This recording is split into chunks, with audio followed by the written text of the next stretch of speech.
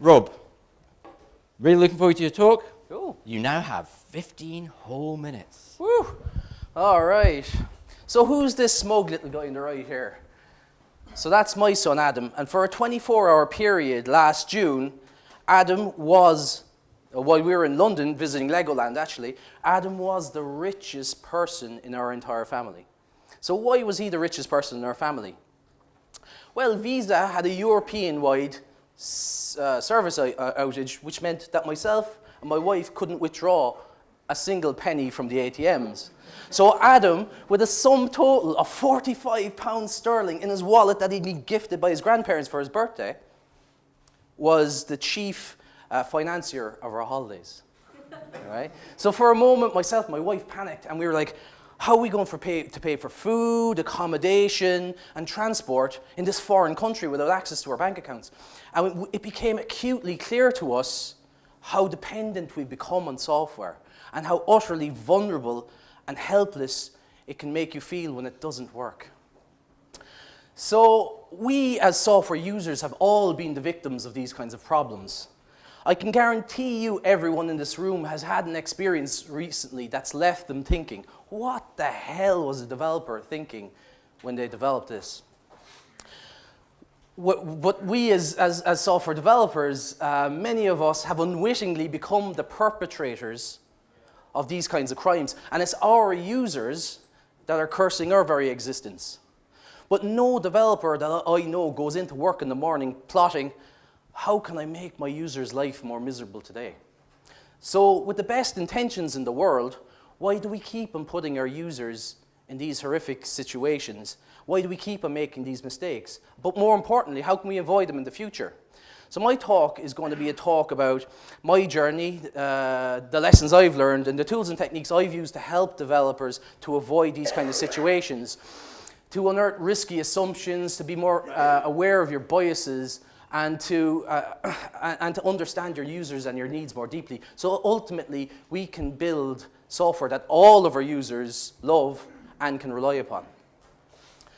So one lesson I've learned time and time again during my career, it's about 15 years now since I started as a software tester, is that the quality of our product is determined by the quality of our conversations and relationships. So when I started testing 15 years ago, it was all about silos and there was very few conversations happening.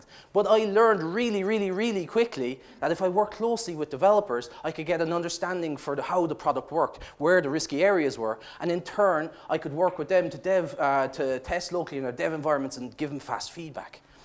And I found from analyzing customer impacting defects that my understanding of the user, how they use the tools, and what they were trying to achieve was way off the mark. So I set about focusing on trying to understand this better, working more closely with developers, speaking directly to customers and users and people that interacted with them. And with these insights, I became a much better tester and started doing much more effective testing. But I had a realization. Testing is not the solution to a quality problem.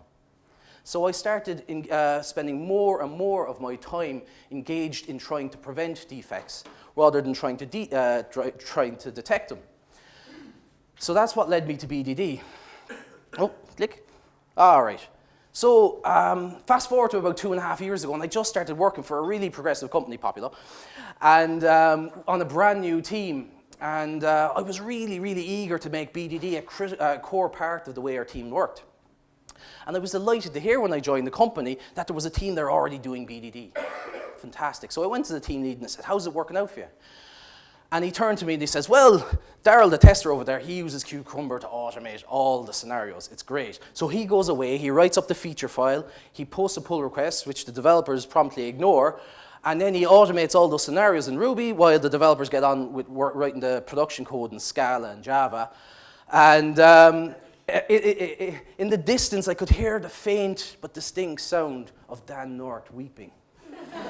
So anyway, well, I decided, I'm going to continue with this anyway. I decided we're going to do BD, but we're going to do it right.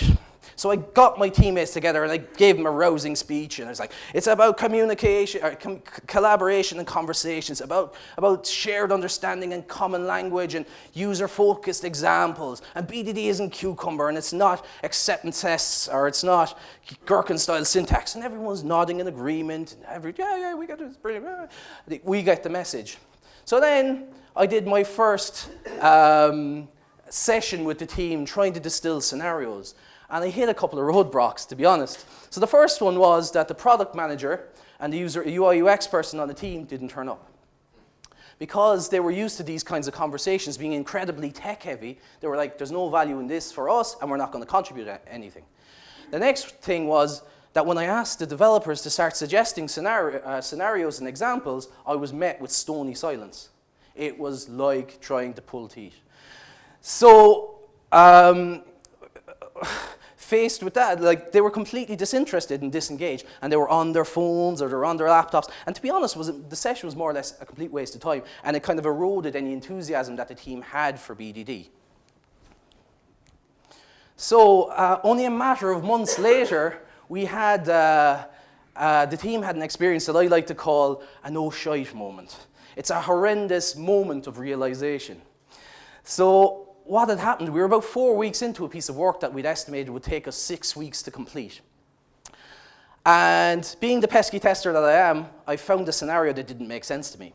So I walked over to the tech lead and I walked him through the scenario, and I watched as the blood drained from his face until eventually he said quite loudly, oh shite. So we had to scrap 4 weeks of work and go back to the drawing board.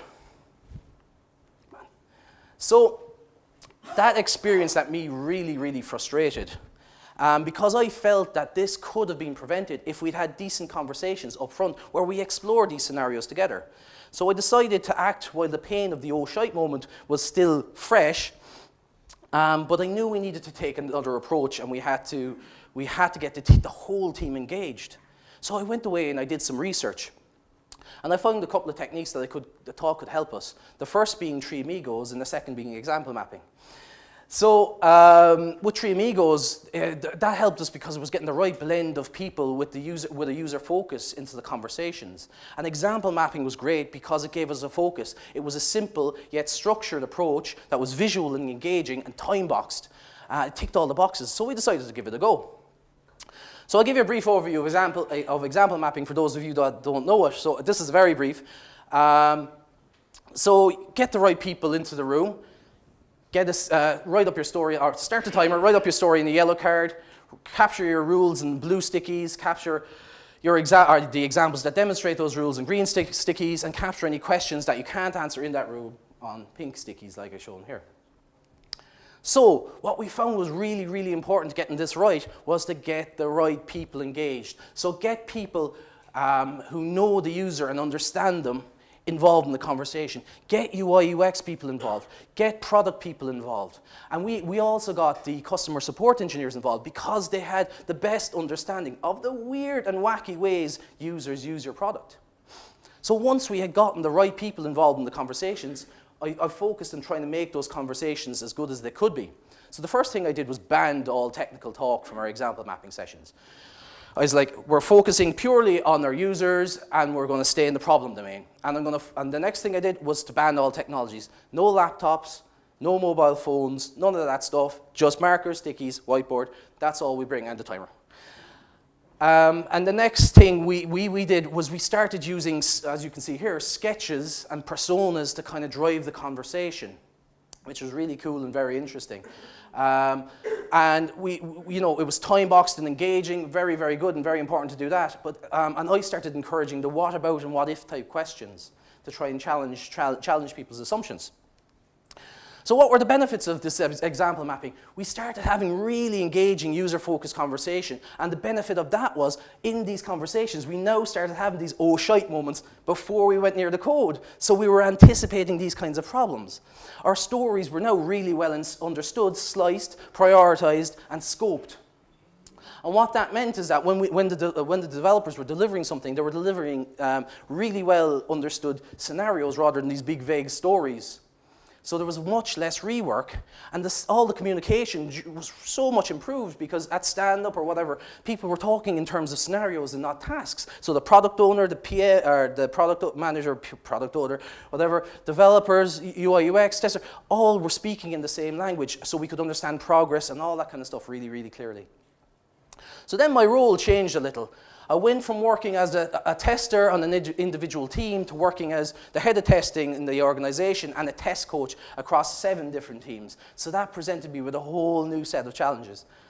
So the challenge now is I had to go into these teams that I wasn't familiar with their context, and I needed to be able to get them engaged in good conversation. So how do I get them unstuck? I created a set of generic questions that I could pose to them to get them talking and engaged in the conversation. So can you give me an example? Is the classic one. Who will be the first user? Will it be the same for every user? Who are the people that may be impacted? And then I went on to ask more questions to get them further unstuck. What do you think it could look like? What should always be true and never be true? What are the possible outcomes, or all the possible outcomes? There's a lot of them. And what are the scenarios that may result in all of those outcomes? Oh. So then, I found that the conversations across the team had improved significantly, but that some of the teams still weren't having those oh shite moments, unfortunately. So I had to think about what it was, the process I was using as a tester within those teams to identify those kinds of scenarios, and I decided to write them down. So the first thing that I was doing was I was creating a model of my understanding of the context or system. Sometimes I drop things and put them in Confluence. And then what I would do is I'd identify all the variables that influenced behavior in that system.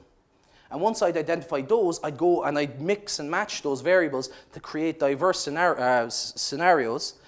And ultimately then, I would update my models and variables based on feedback and learning from both testing the product and customer feedback. So I decided to take that process and turn it into a workshop that I ran with each of the teams in order to map their context, a technique I call context mapping,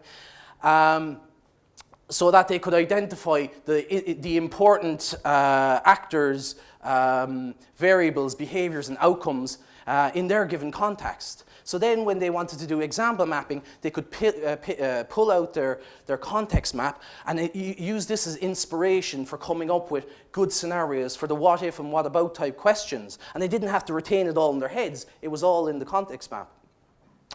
So how did I do it? So basically, I got the whole team, and this is a kind of a one-time only thing, into a room and start with a whiteboard and started mapping out their context in terms of all these things. So firstly, who are the stakeholders? Who are the users? What outcomes do the stakeholders care about? What are the touch points in the system, UI, API, and all that kind of good stuff? What are the user journeys and variations that are of interest? Entities, what are the entities in the system? Trigger points, what changes the state of the system? Principles, what are the kind of fundamental rules that govern the system? Dependencies, both critical components internally and externally. Data, I don't need to explain that. Risks, all the things that might possibly go wrong, and the quality attributes that our stakeholders cared about. So this is the first one I ever did. We captured all that information on stickies, put it up on the board, and then we put it in Confluence, and then we typed it up and all that stuff so that we could use it on an ongoing basis and actually bring it into example mapping sessions and update it as we went. So why did I call this my example mapping shame? Well, I hope the BDD police aren't here today, but I love example mapping. But I really don't care if any of my teams actually write a single scenario in Cucumber or not, because I believe that software is developed by humans for humans, and we need to put humans at the center and human interactions at the center of everything we do, rather than tools and technology. So we need to get people that know our users and know our context together to have effective conversations so that we can build products that all of our users love and can rely upon. That's me done. Thank you very much.